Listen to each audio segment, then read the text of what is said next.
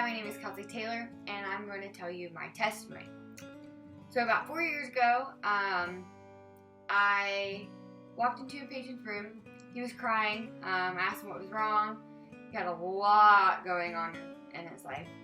So I did my best to encourage him and comfort him, and I told him, pray to God. He's listening to you. Give it all to him. Turned into this big emotional, even more emotional moment. Hugged me, he's crying, he's thanking me. I walked out of the room. I felt good. Once you comfort somebody, it feels good.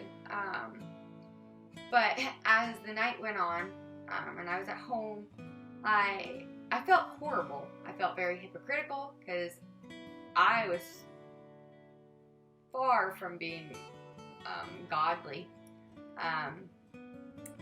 I considered myself as a Christian, but I didn't go to church. I didn't worship God. I didn't pray to Him. And I was instead I was in the bars. I smoked weed every day. I had no care in the world. But I'll get to some of that later.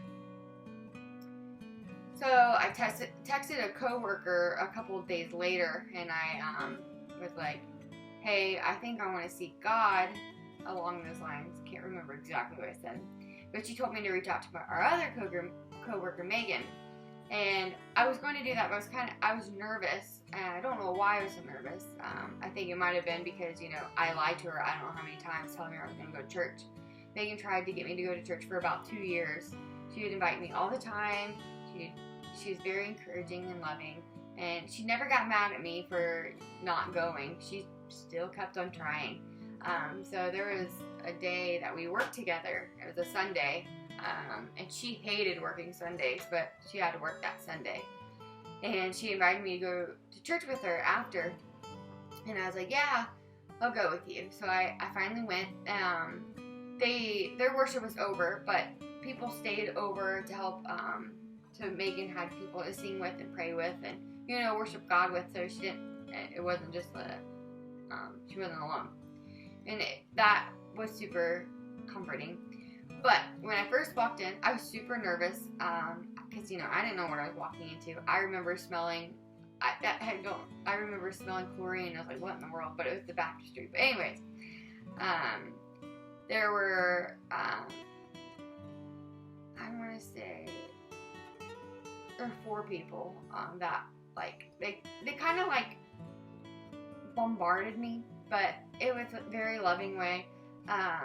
They're super nice, super sweet, and that's what drew me in to actually wanting to come more. So after that night, they encouraged me to come again. I did not go the following Wednesday, that Wednesday, but I did go that Sunday, and then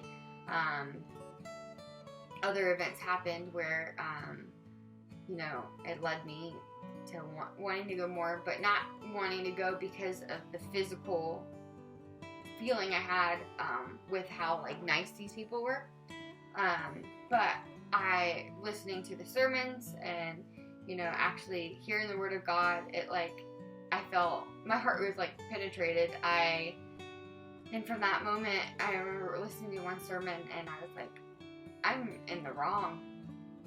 Now, backstory. So, like I said, I was at the bars all the time smoking weed.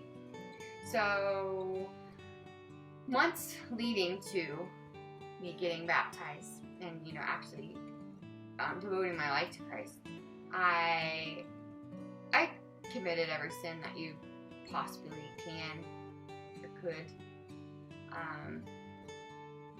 And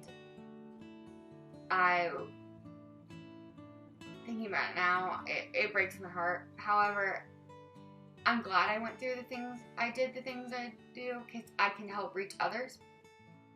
So, like I said, I smoked weed every day, went to the bars all the time. And one thing about me is I had sex a lot. I did it out of pleasure. I didn't do it because I wanted to be with that person. there's a lot about me that I can't really say in a short period of time that led up to this stuff. But I mean, if you want to, you can reach out to me after you watch this video.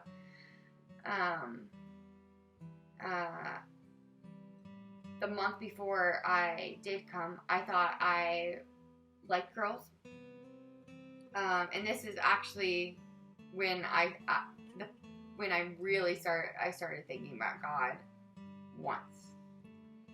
So, wow, I really messed up my testimony. I don't know why it's so hard for me to map out everything, because to me it's still a shock to me about how I got here. I'm now married, have a kid, and it's all because of God, and I can't thank Him enough. But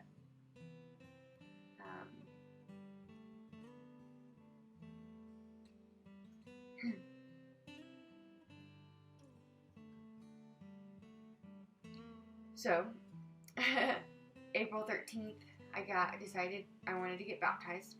I got baptized. But the week before that, I quit doing everything that I once did. I stopped smoking weed cold turkey. The devil was really trying hard for me not to come to Christ, because, you know, he used so many temptations, you know, like going out drinking with my friends, smoking with my friends, and a guy that I really liked texted me telling me to come over, but I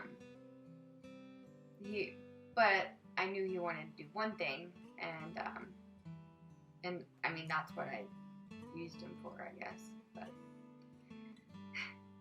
I can't believe I'm saying all this, but I mean, hey, I gotta be an open book, because I want anyone who's watching this to know that you can do tons of horrible things. You can commit sin left and right, and then once you decide that you want to follow Christ, really dedicate your life to Him, you can quit all that, you can turn away from that, and your life just is so much happier, and it's peaceful. I'm not saying that I don't struggle. I do. I still have struggles. Life's hard. A lot of things have happened to me being a Christian that without God I would be a mess.